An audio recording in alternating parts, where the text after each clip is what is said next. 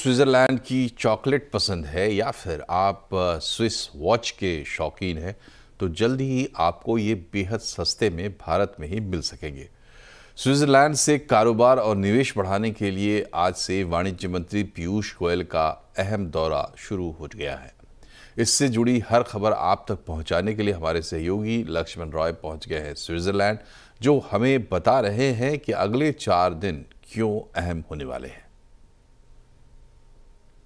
जी हाँ, इस वक्त हम पहुंच चुके हैं स्विट्जरलैंड में, जहां वाणिज्य मंत्री, उद्योग मंत्री पीयूष गोयल भी आए हुए हैं और 4 दिन के यात्रा पर यहां पे हैं। पहले स्विट्जरलैंड में हैं और उसके बाद स्वीडन जाएंगे। ये जो वाणिज्य मंत्री की यात्रा है वो दरअसल दोनों देशों के बीच में, स्विट्जरलैंड और स्वीडन के बीच में कारोबार बढ़ाने के लिहाज से काफ़ी ज़्यादा महत्वपूर्ण है। दरअसल आपको याद होगा कि सरकार ने स्वीडन और स्विट्जरलैंड के साथ समेत यूरोप के कुछ देशों के साथ फ्री ट्रेड एग्रीमेंट के तर्ज पर एक समझौता किया था, जिसके तहत करीब 90% सामान जो इन देशों से इंपोर्ट होता है भारत में, उन सामानों पर इंपोर्ट ड्यूटी किस्तों में घटा दी जाएगी। मिसाल के तौर पर स्विस चॉकलेट जो होता है, स्विट्जरलैंड के चॉकलेट जो होते हैं, उस पर अभी 30% की इंपोर्ट ड्यूटी लगती है, वो किस्तों में घट करके 0 हो जाएगी। यानी ये समझौता अगर लागू होता है तो आप सस्ते में स्विट्जरलैंड के चॉकलेट वहाँ पर ले सकते हैं। इसी तरीके से जो स्विस वॉच हैं, घड़ियाँ होती हैं, उस पर इंपोर्ट ड्यूटी लगभग खत्म हो जाएगी। तो इस तरह कई सारे सामानों पर भारत इंपोर्ट ड्यूटी कम कर देगा। तो इस समझौते को कब से लागू करना है,